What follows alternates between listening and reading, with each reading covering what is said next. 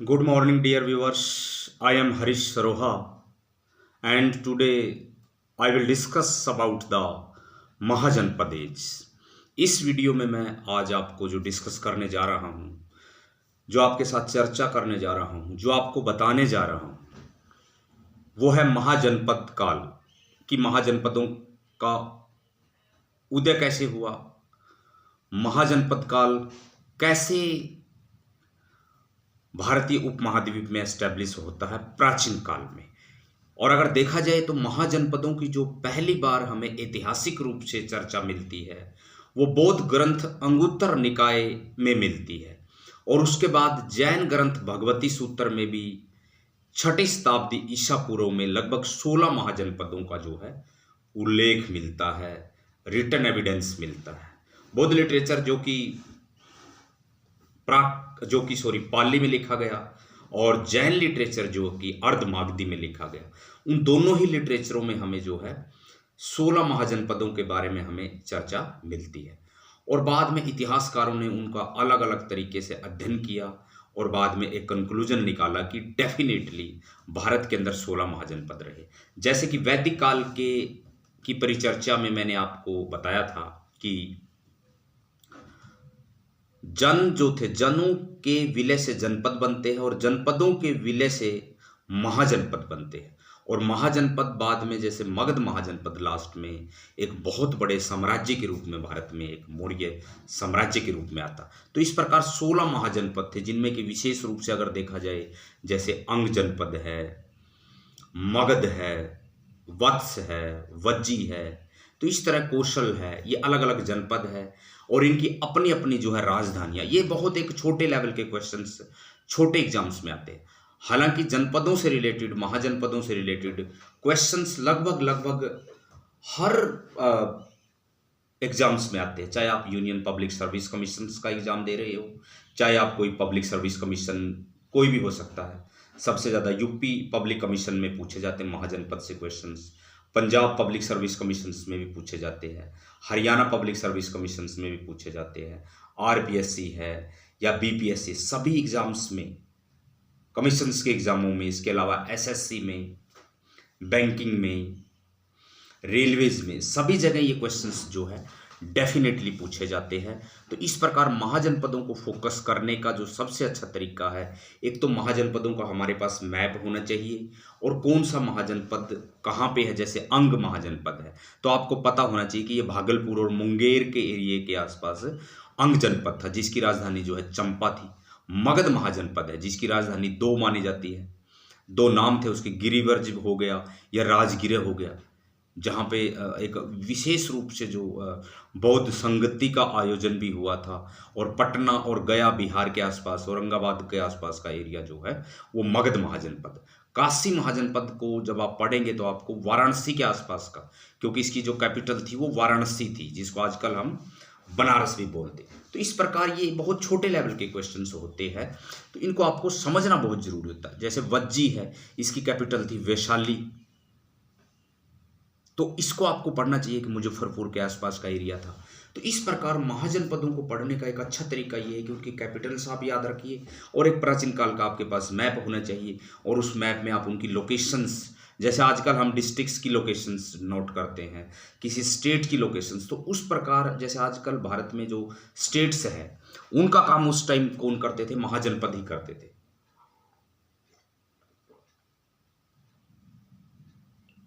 तो इस प्रकार हमारी एक अच्छी समझ विकसित हो जाएगी। और इतिहास का जो एक प्रक्रम है कि इतिहास में कंटिन्यूटी जरूरी है, कंटिन्यूटी चलती है, चेंजेज आते हैं, निरंतरता के साथ परिवर्तन, निरंतरता के कोई गैप्स नहीं रहता इतिहास में। गैप्स हमें समझने होते हैं और कनेक्ट द डॉट्स हमें करना पड़ता है।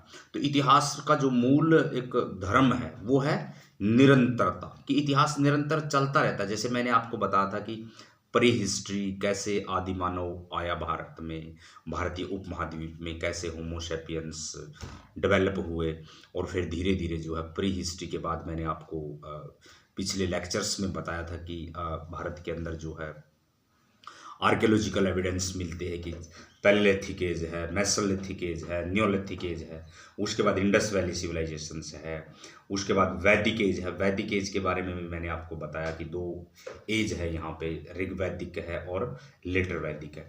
और उसके बाद वहीं से जन एक वर्ड आता हमारे साथ, जन यानी कुछ लोगों का समूह, उसको जन बोलते हैं। और जन से ही जनपद बने हैं, कई जनों के विलय से, और जनपदों से महाजनपद। तो इस प्रकार ये 16 के 16 महाजनपद, कोई गंधार महाजनपद है, कोई अश्मक है, कोई सूरसेन है, ने कोई कुरु है जिसकी राजधानी इंद्रप्रस्थ थी।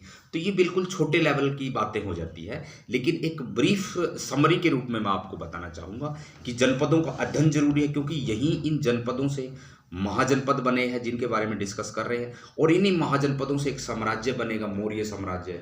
उसके बाद मौर्योत्तर आएगा, उसके बाद गुप्त आएगा, गुप्तोत्तर आएगा, और उसके बाद फिर धीरे धीरे आप देखेंगे राजपूत काल आएगा, दिल्ली सल्तनत आएगा, मुगल काल आएगा। और मुगल काल के अंदर ही जो है भारत में ब्रिटिशर्स आ जाते हैं, जिससे भारत में आधुनिकता की शुरुआत मानी जाती है।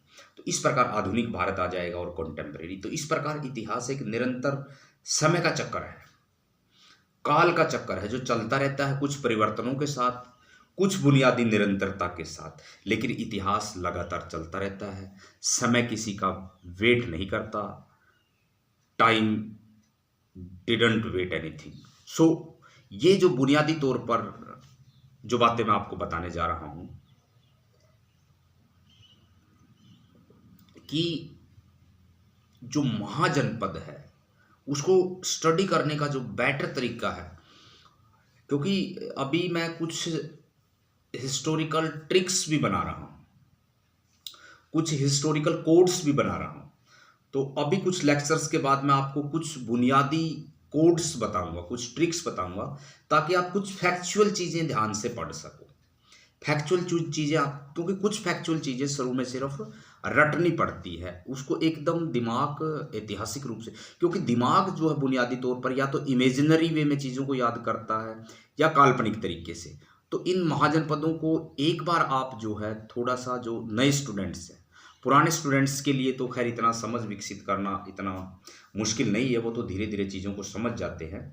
तो महाजनपदों का उदय कैसे हुआ, इनका राइज कैसे हुआ, वो एक अलग क्वेश्चन बनता मेंस पॉइंट ऑफ व्यू से, कि जैसे लोहे की अधिकता हो गई, या मगध का जनपद जैसे हाथियों की बहुलता हो गई, या वहाँ के नेचुरल जो बेनिफिट्स है, वो सब चीज़ें।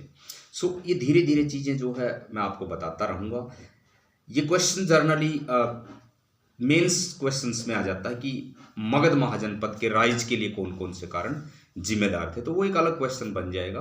वो मैं बाद में आपको, अभी मैं सिर्फ आपको प्रीलिम्स पॉइंट ऑफ व्यू से या सूचनाओं के तरीके से मैं आपको पढ़ा रहा हूँ।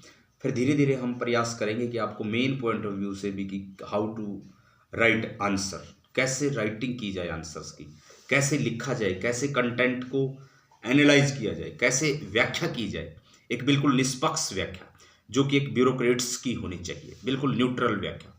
तो उस पर हम बात करेंगे।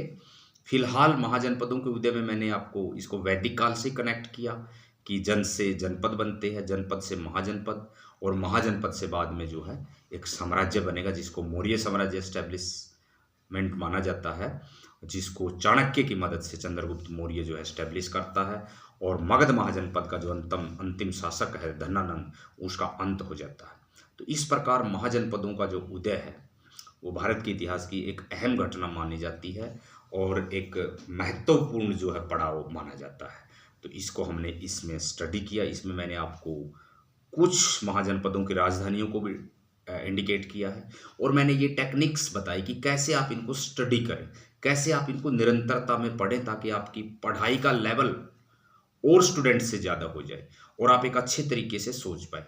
तो इन्हीं शब्दों के साथ ये जो महाजनपदों का उदय का जो वीडियो है, ये यहीं पे मैं पॉज करता हूँ, और आने वाले टाइम में और नए वीडियो ज़रूर अपलोड करूँगा।